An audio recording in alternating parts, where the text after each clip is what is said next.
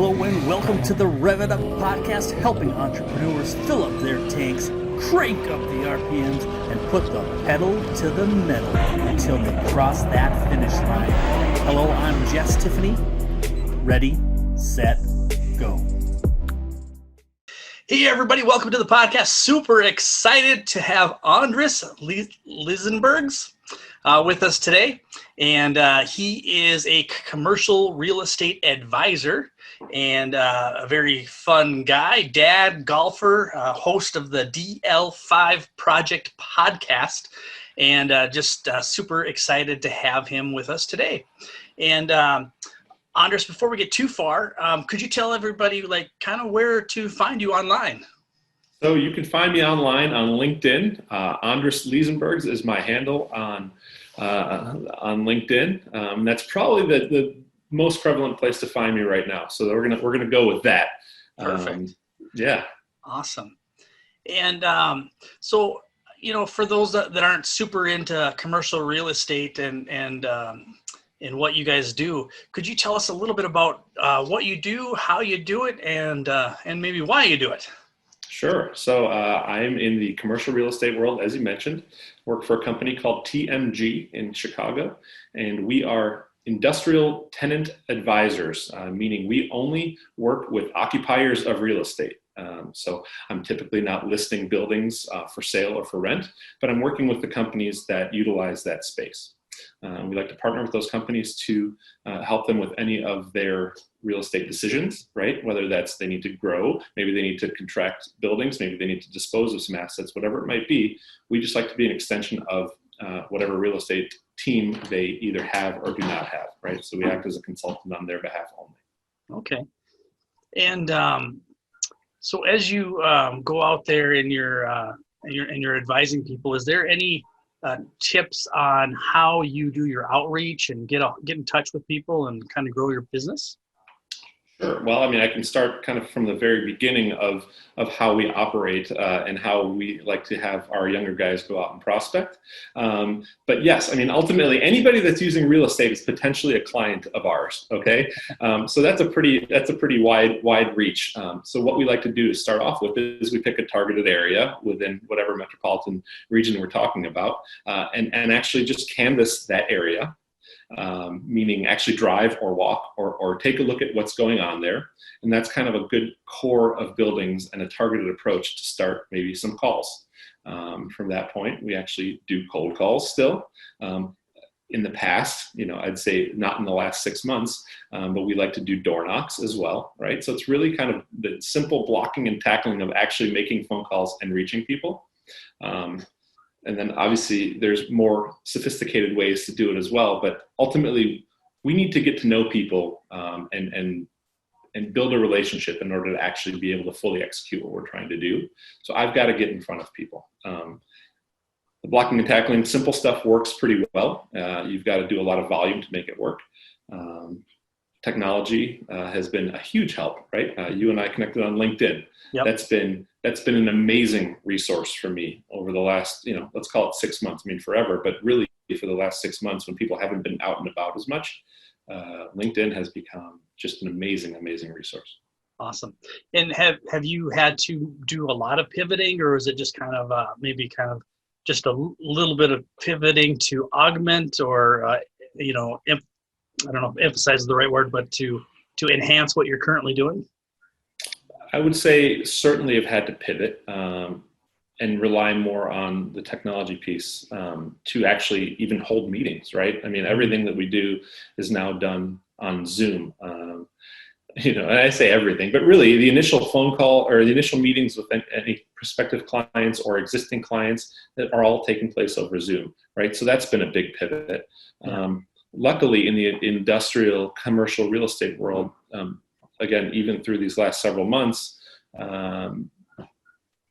there's been, it hasn't been quite as effective as, let's say, the office industrial or the office commercial market. Mm-hmm. So the conversations haven't changed. Okay. People are looking, obviously paying attention to what's going on and trying to decide their next move. But it's still very active. So it's just all done on video now. Yeah. And so do you, do you do like Docusign type stuff now to do the paperwork, or how do you guys get that piece accomplished? So with our clients, yes, we do a lot of esign and Docusign type things. It's interesting when we're actually signing a lease with a client and a landlord per se, or if we're exchanging that paperwork. Some landlords are forward thinking and have that going on, and I imagine that'll start evolving more and more because it has to now. But there's still plenty of even major landlords that are still doing things, with actual signatures. Ah, So I think that's still kind of I'd say 50-50. yeah. Okay.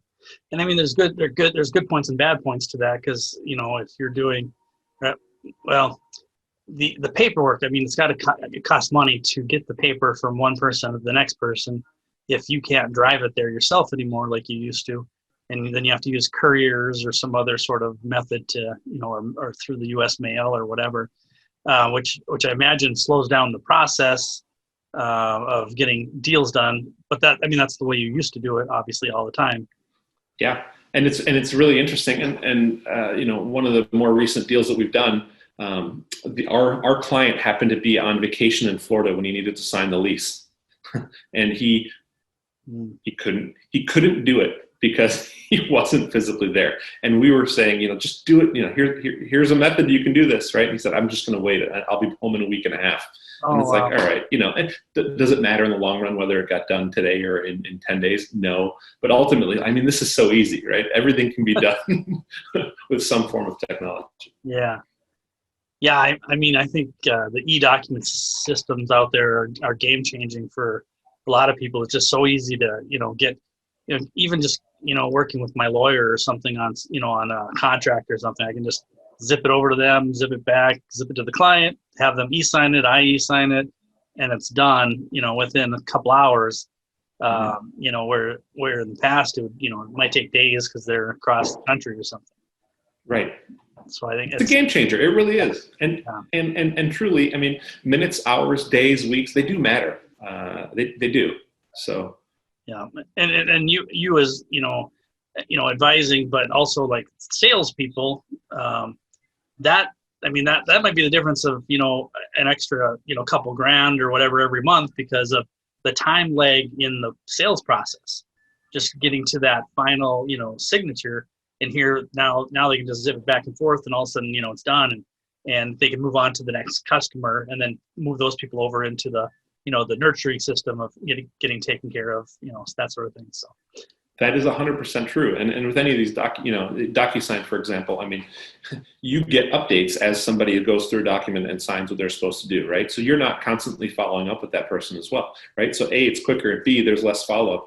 That time can actually be spent dealing with maybe the next client while you're waiting, right? So yes, absolutely. All of that translates into revenue at some point, doesn't it? Yeah, absolutely. And less anxiety.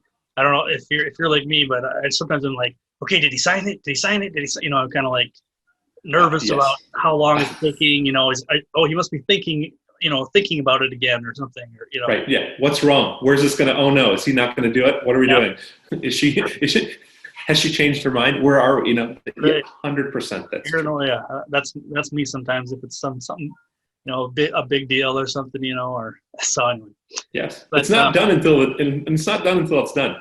We used to say it's not done until the ink is dry, right? But right. I guess if we're talking Docusign, that's not quite the same. the e-ink or whatever, yeah. Right. Well, perfect. And then, what would you say is like as far as your follow-up systems, like how is the nurturing process in your industry versus other industries? It's varies quite a bit. What's kind of your sales cycle look like? Our sales cycle for me to be actually doing and showing off what our company and the way our process works to its full potential, our sales cycle is very long. I like to get engaged with a potential client 2 years isn't that uncommon, right? Because in order for us to actually analyze what they're doing, understand their goals and what they're trying to accomplish with their business, and for us to truly be a partner and advisor, I can't just jump in, 5 months ahead of time and say, hey, what are we trying to do? Because ultimately they might not get the same results, or they might not see the full value of what I'm trying to do. So the sales cycle can be quite long. But we kind of like it that way, believe it or not. Yeah. So how do you keep top of mind during the sales cycle process, since it is so long? Again, that's one of the major challenges of what we do. We use a CRM,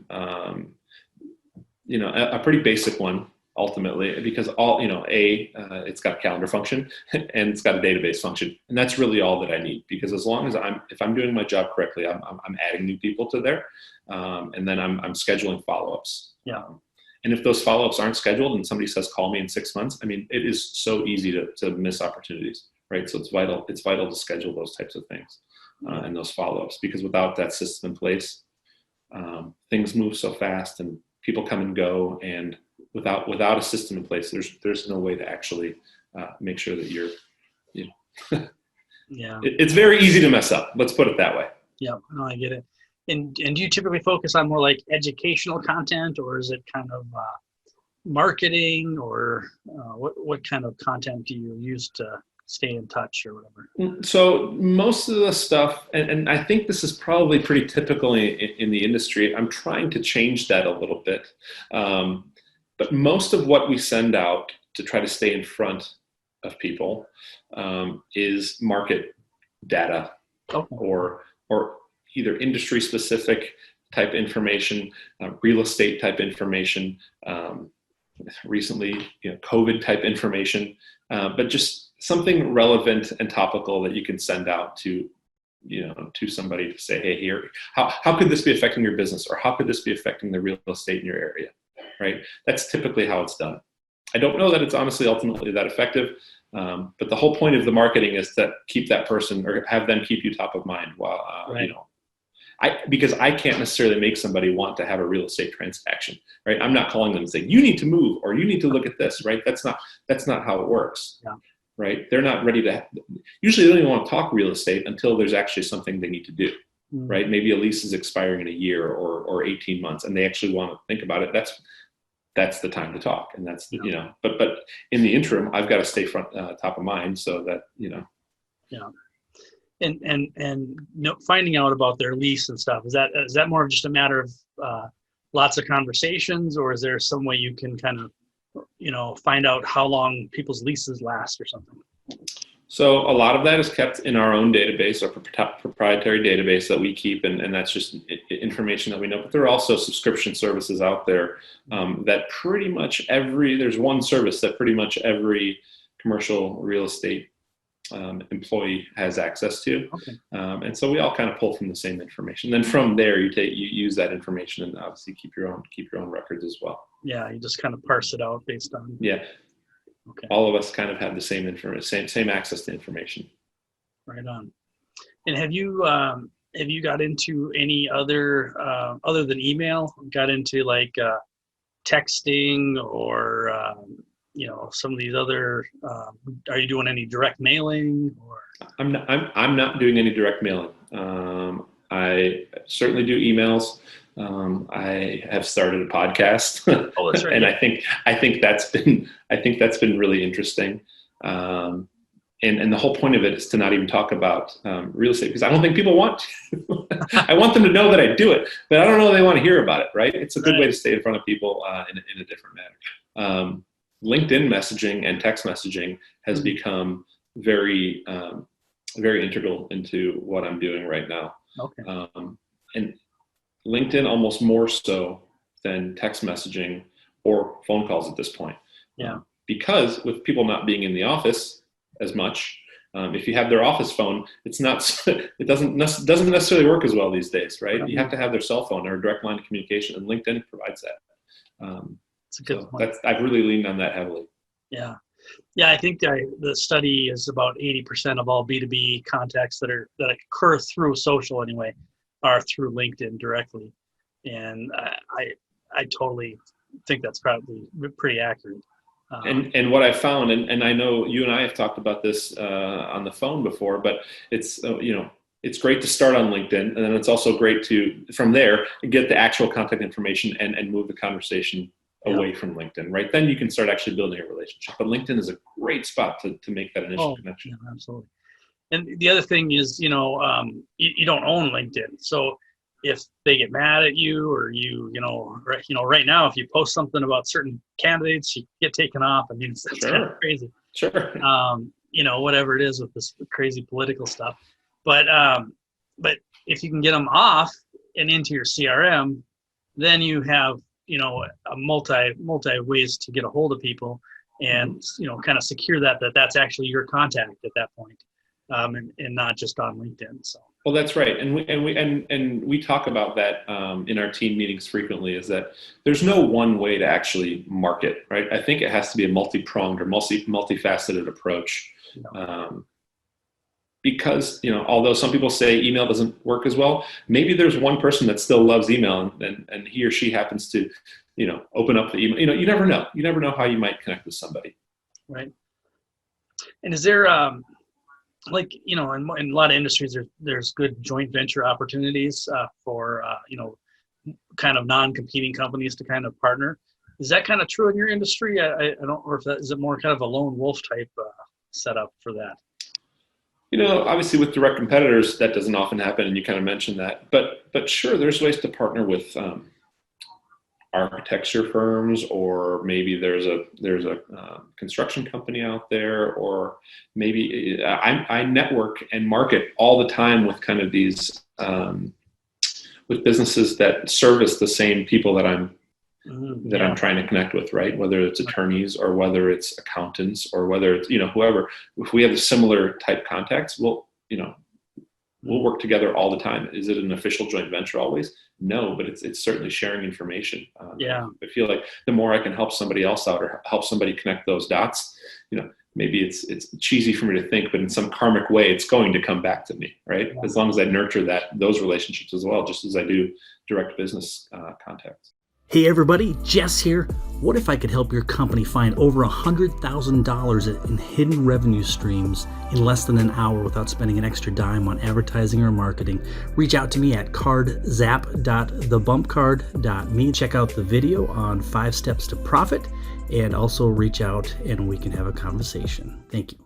Yeah, I can see like accountants probably and business brokers and some of those probably are lenders, business lenders are bankers, lenders. I mean, certainly, absolutely, because all of us are actually trying to get a hold oftentimes of the exact same person. Yeah, that's. And if you're strong in their networks, and you prove that you're a trustworthy person and can get a job done, amazing referrals come from those as well. And that's why I don't think that any conversation, people say often it's you can go down this path of networking and not necessarily see the rewards. You have to kind of look at the long game. You have to be in it.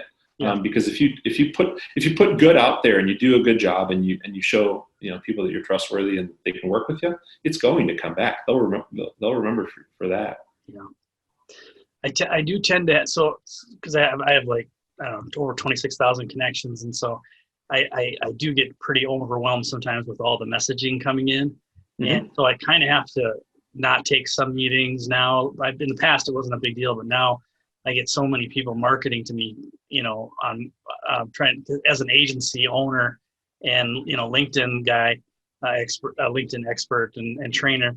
I get all these people, trying to sell me new softwares for LinkedIn lead generation and cryptocurrency stuff, because I advised a cryptocurrency company, so it's in my profile, and so then they're all targeting me. Honestly, I'm not very good with cryptocurrency personally. I just know marketing, and so that's why I was helping the cryptocurrency company. But so anyway, so I get on their automated targeting lists and stuff, and so it does get a little bit crazy for now, where I can't take meetings. But I do totally agree that pretty much any conversation has value. It's just a matter of figuring out, if you could figure out something that you could do with it now, or if it's something you got to just kind of keep them in the pipeline and nurture them through, either your CRM or through your social media. and that's anyway. So I got off on a tangent. But. No, but I think that's really valid. I mean, at some point, you're in a situation where that sounds like a pretty good problem to have, right? And I think people are hopefully, well, not everybody. I'm striving to have similar connections as you, right? And at some point, then you do have to find a way to manage those. You can't take every meeting, you can't. But ultimately, as you're growing a business, personally, I think every conversation is worth having. Yeah, absolutely. Yeah, and I've even some, some of the ones that where they kind of, I call them like, dogs or where they, like they're attack dogs, it's like, as soon as they connect, it's like, buy my product. And I've actually kind of a few times said, this isn't probably the best approach. And I've actually turned some of those people into clients. So right. You never know. I mean, that's really interesting. That's really cool, right? I didn't anticipate you were going to say that, where you turned them around and said, "Hey, let me help you with your marketing approach because what you're doing is not going to work." Yeah. And people don't want to. I think people don't want to be pitched. Not right away. Right. I think if you have kind of an organic, natural conversation with somebody, obviously, like one of the first questions, if I met you on the street, and we chatted and we got along, one of the first questions that either you or I are going to ask is, what do you do? Right. Right. And from there, I mean, that kind of organically happens. Yeah. And you don't need to be pitched. Now, it's different when you do cold call somebody. But I think as soon as you need to try to disarm somebody and actually have a conversation before just jumping into what you're trying to do. Or, there's got to be an instant level of trust or connection. Otherwise, it's not going to go very far. And that's, as far as like LinkedIn, because that's my thing, my jam, and obviously you're getting really into it now, is that you can actually target the people before you even, not the ones that come to you, but the ones that you reach out to. You can actually target them, so you can say, like, I want all of them that went to the same colleges that I did. Mm-hmm. And you can find, 30, 40, 50 different people that are probably good fits for the conversation you want to have.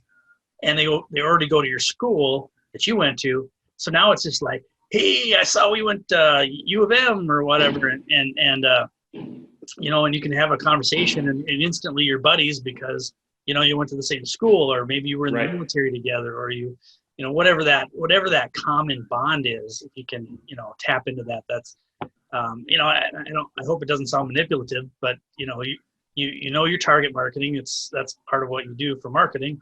Plus, you want to have something to talk about other than buying my product, and so it just works out good to kind of narrow down your list that way a little bit. So 100%, and the targeted approach is so great. And right, any commonality typically works, right? Yeah. Just something.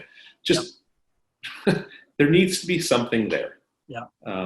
And if it's face-to-face or if it's an arranged call, something that's not necessarily a strict cold call, I don't even like jumping into the business talk at all. I'd rather talk about like, hey, tell me about, where did you grow up? What's your, tell me about your family, whatever it is, just, you can keep building on these commonalities and get on a tangent before you even get into business. I think that ultimately is the best. And since you mentioned that, that's a great transition into, tell me a little bit about your family and your golf affection. Yeah, well, let's start with the family but so I'm a dad. We've got 3 kids, nice. Aged 9, 6, and 4. And currently they are doing the at-home learning thing. Yes. And you've mentioned that this is not a big change for you. So there's plenty, I'm sure, that I could learn from you. Yeah, I'm sure there's so much that I could learn from you about that. But with my wife and I both working and being able to work from home, we consider ourselves very blessed to be able to do that. Because I know not every family is in the same scenario, in the same kind of situation. So, it's a new challenge, new wrinkle. We compare schedules every day and then help manage the e-learning throughout the day.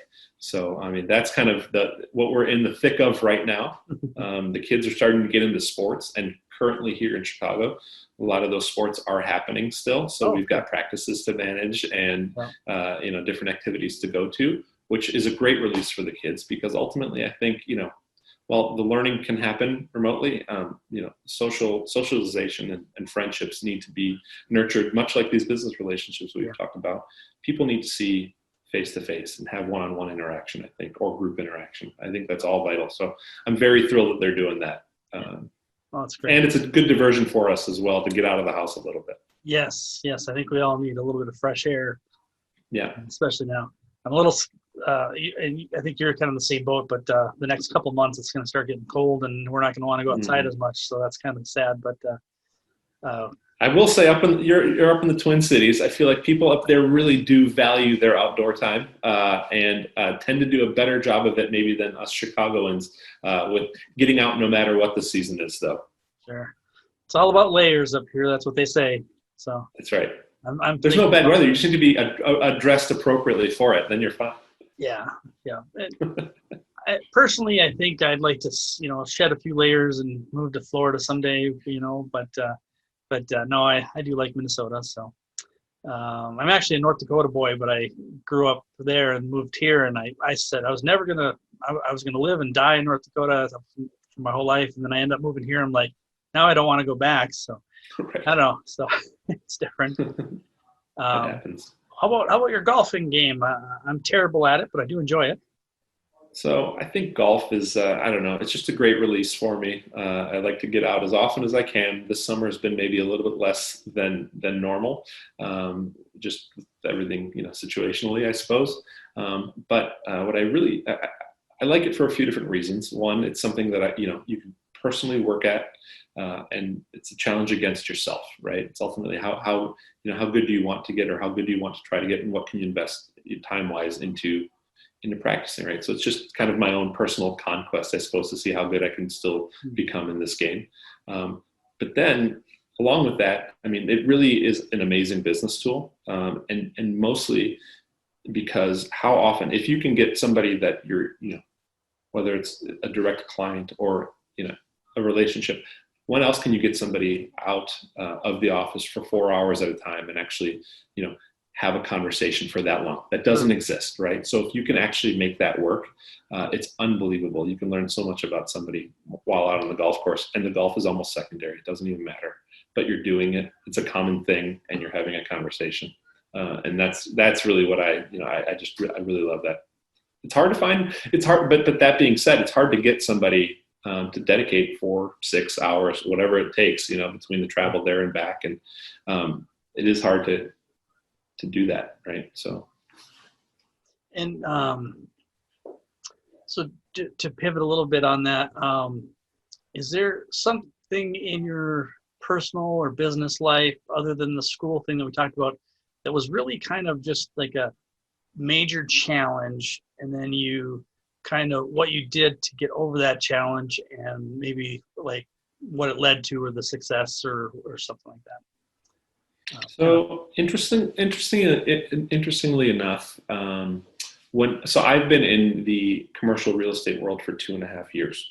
I worked for a family company prior, and really enjoyed what I did. Worked with great people, and felt like I personally just needed a little bit more. And so I was hemming and hawing and trying to figure out what to do, but knew that I needed to take a risk if I wanted to try to kind of grow my own, I don't know, not my personal brand, but just personally grow, and kind of build something on my own. I think that fire was always there. But then I had the security of having this very stable job. And so it was a constant struggle to decide when to make that leap, right? When do I jump in, and when do I do this, right? Obviously there's family considerations. I had 3 kids at the time. And how, am I going to leave this secure job and jump into something essentially fully commission based? Is that fair to my family? Like, should I do this? Yeah, sure. The potential is there. But how am I going to do this, right? So there were, so many internal discussions and discussions with my wife, and luckily I had the family support, meaning my wife and my parents and her parents. Everybody kind of understood what I was trying to do, so So what was the struggle? The struggle was actually deciding to do this, right? I think that was just, I mean, and what I've realized now, luckily, we're in a position where we're making it work financially until, as the business is growing.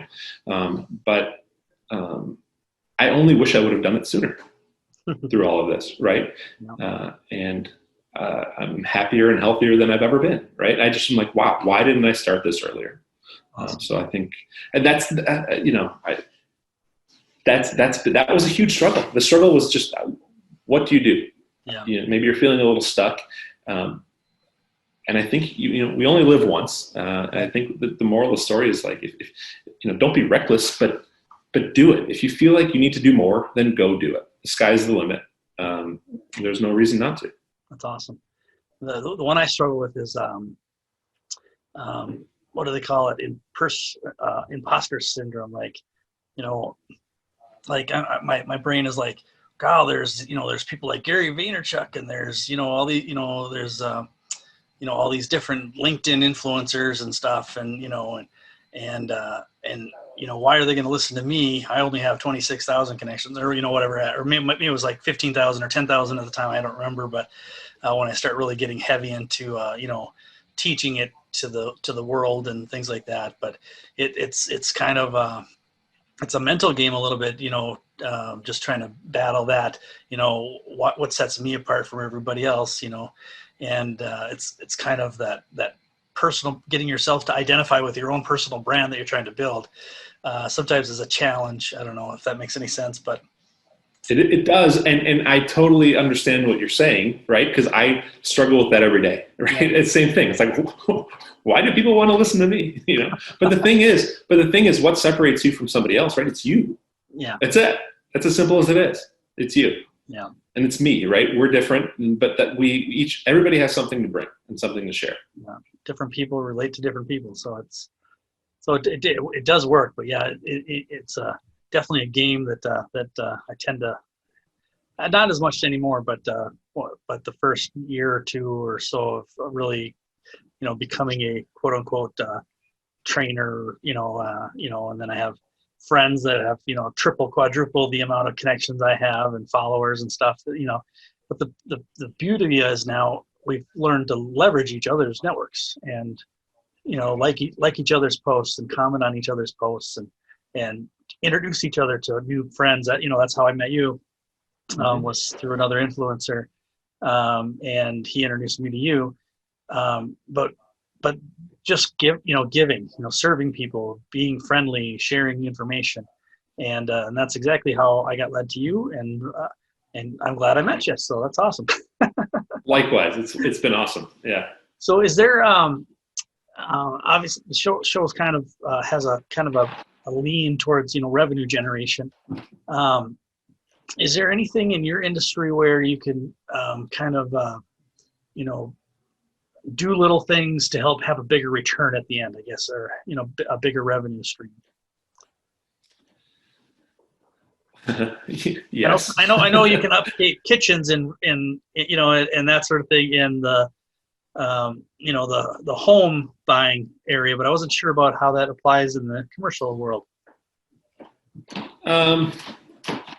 I guess there's a few different ways to look at it, right? There are definitely different revenue streams within the commercial real estate world, right? Yeah. Landlords think about it differently than people that are occupying the space. Yeah. And then real estate brokers or real estate advisors think of it differently than any of those two, right? So if we're talking revenue generation for me, I mean, what are the different revenue streams, right?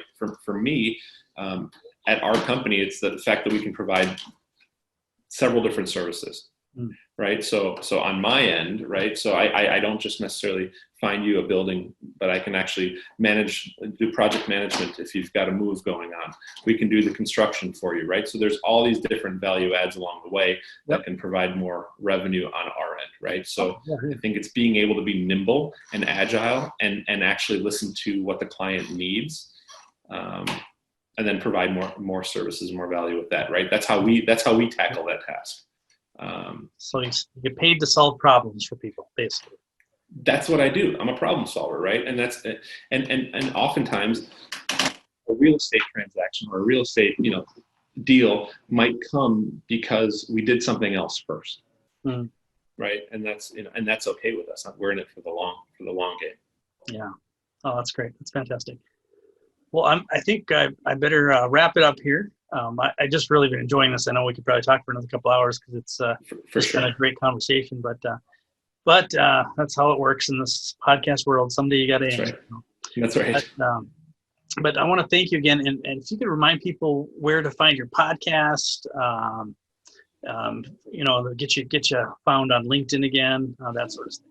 So my tag on LinkedIn is Andris Lizenbergs, my name, and the podcast is the DL5 Project Podcast. I'm currently posting it only on LinkedIn because that's where I'm trying to get all my flow going, hoping to kind of grow outside of that as well. But just as we're doing this, that's where it's all there on my page on LinkedIn. Okay. So I look forward to connecting with anybody that wants to look at it and talk about it. Perfect. And the folks that are listening versus watching it on YouTube or wherever, can you spell your name so that they can find it easy? Yeah. Hopefully everybody can get a pen and paper out, right? While they're driving. It's going to take a second here, right? So Andris, my first name is Andris, and my last name is Lizenbergs, Lizenbergs. So there you go. Yeah, hopefully.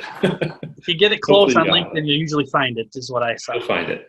Yeah, exactly. Awesome. Well, thanks again, everybody, for listening. We had a wonderful guest, Andris, here, and looking forward to talking to you guys next time. Thank you so much for having me. Thank you. I appreciate you being on.